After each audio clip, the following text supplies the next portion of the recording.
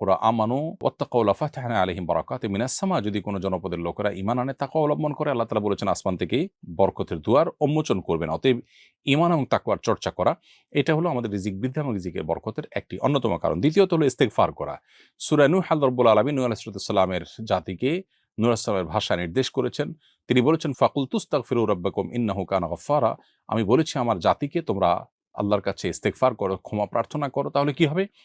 আল্লাহ তাআলা বলেছেন তার উপকারিতা বলতে গিয়ে এক পর্যায়ে, ইউমদিদুকুম বিআমওয়ালিন ওয়া বানিন ওয়া ইয়াজআল লাকুম জান্নাতিন ওয়া ইয়াজআল লাকুম আনহারা, তোমাদেরকে সন্তান এবং সম্পদ দিয়ে আল্লাহ তাআলা ধনী করবেন, সচ্ছল করবেন যদি তোমরা ইস্তেগফার করো। এখান থেকে বোঝা গেল বেশি বেশি ইস্তেগফার করাও রিজিকের বরকত এবং রিজিক বৃদ্ধির কারণ। তৃতীয়ত আত্মীয়তার সম্পর্ক রক্ষা করা। সহিহ বুখারীর একটি হাদিস রয়েছে, নবী সাল্লাল্লাহু আলাইহি ওয়াসাল্লাম বলেছেন, মান সাররাহু আন ইউবসাতা লাহু ফি রিজকিহি আও ইউনসা লাহু ফি আথারিহি ফালিয়াসিল রাহিমা, যদি কেউ চায় তার রিজিকে বরকত দেওয়া হোক, তার হায়াত বৃদ্ধি করা হোক, তাহলে সে যেন আত্মীয়তার বন্ধনগুলোকে সবসময় ভালো রাখে, আত্মীয়দের সাথে সুসম্পর্ক বজায় রাখার চেষ্টা করে এবং তাদের সাথে কানেক্টেড থাকে। আর এর পাশাপাশি আরেকটি আমল হলো যে আল্লাহ তাআলার নিয়ামতের শুকর আদায় করা। আল্লাহ বলেছেন, লা ইন শাকারতুম লা আযীদান্নাকুম, কেউ তোমরা যদি আমার শুকরিয়া আদায় করো আমি নিয়ামত আরো বাড়িয়ে দিব। আল্লাহ যেটুকু দিয়েছেন সেগুলোর জন্য আলহামদুলিল্লাহ বললে, অন্যের তুলনায় আল্লাহ আমাকে ভালো রেখেছেন, শুকরিয়া আদায় করলে আল্লাহ তাআলা নিয়ামত আরো বাড়িয়ে দেবেন ইনশাআল্লাহ। এরপরে সাদাকার মাধ্যমেও কিন্তু রিজিক বারাকা লাভ হয়। এবং নামাজের পর আল্লাহ তাআলা বলেছেন আমরা যেন মসজিদ থেকে বের হয়ে আল্লাহ তাআলার করুণা তালাশ করি, এবং নামাজ থেকে বের হয়ে মসজিদ থেকে যখন আমরা বের হব তখন আল্লাহুম্মা ইন্নী আসআলুকা মিন ফাদলিকা দোয়া পড়ার শিক্ষা নবীজি দিয়েছেন। এখানে ফজল অর্থাৎ করুণার চাইতে বলা হয়েছে, অর্থাৎ রিজিক চাইতে বলা হয়েছে।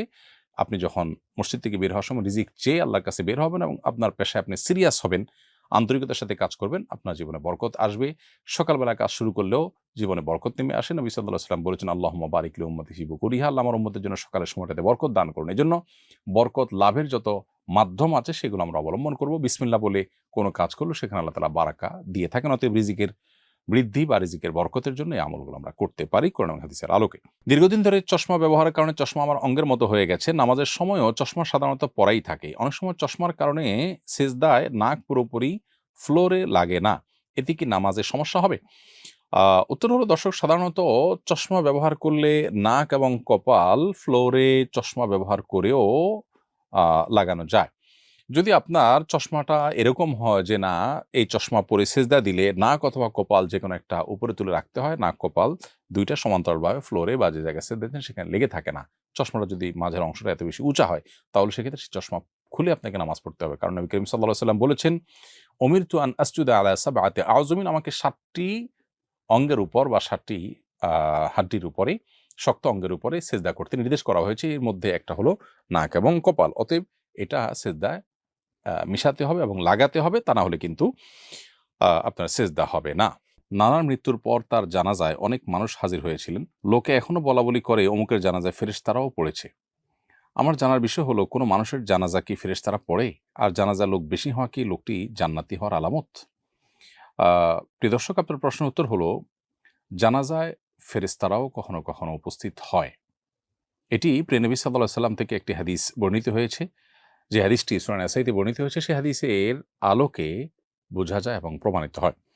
হাদিসটি সাহাবা রাদিয়াল্লাহু তাআলা বর্ণনা করেছেন যে নবী করিম সাল্লাল্লাহু আলাইহি ওয়াসাল্লাম একটি জানাজায় যাওয়ার সময় তাকে যখন বাহনে চড়তে বলা হলো, তিনি অস্বীকার করলেন এবং জানাজা পড়ে ফেরার সময় তিনি বাহনে ঠিকই চড়লেন। যখন তাকে জিজ্ঞাসা করা হলো যে আপনি প্রথমে বাহনে কেন চড়তে চাননি, তিনি তখন বললেন, এই জানাজা বিপুল পরিমাণ ফেরেশতারা উপস্থিত হয়েছেন এবং সমস্ত শূন্য জায়গাগুলো ফেরেশতায় পরিপূর্ণ ছিল, এজন্য আমি বাহনে চড়তে চাইনি। এ হাদিস থেকে পরিষ্কারভাবে বোঝা গেল যে জানাজায় ফেরেশতা উপস্থিত হতে পারে। মানুষের জানাজায় ফেরেশতা উপস্থিত হওয়াটা এটি অস্বাভাবিক কোনো বিষয় নয়। তবে প্রত্যেক মুসলমানের জানাজাতেই যে ফেরেশতারা উপস্থিত হয় এমনটি কিন্তু হাদিস থেকে বোঝা যায় না। এখান থেকে একটি বিশেষ ঘটনায় বোঝা যায়। অতএব বিশেষ কোনো ব্যক্তির ক্ষেত্রে তার মর্যাদা, আল্লাহর কাছে তার সম্মানের খাতিরে ফেরেশতারা তার জানাজায় শামিল হতে পারেন।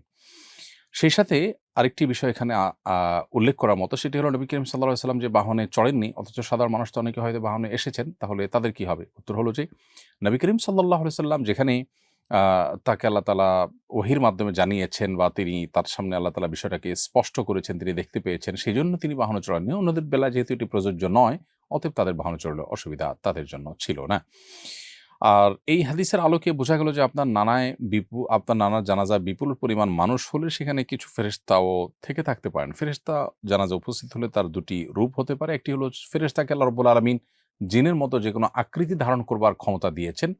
ইসলামী আকীদা অনুযায়ী ফেরেশতারা যে কোনো আকৃতি ধারণ করতে পারেন। সেই হিসাবে তারা মানুষের আকৃতি ধারণ করে উপস্থিত হতে পারেন। আবার তারা বাতাসের সাথে মিশে যেতে পারেন, মানুষের চোখের আলোয় অদৃশ্য থাকতে পারেন জিনের মতো, যে তাদের উপস্থিতি মানুষ টের পাবে না।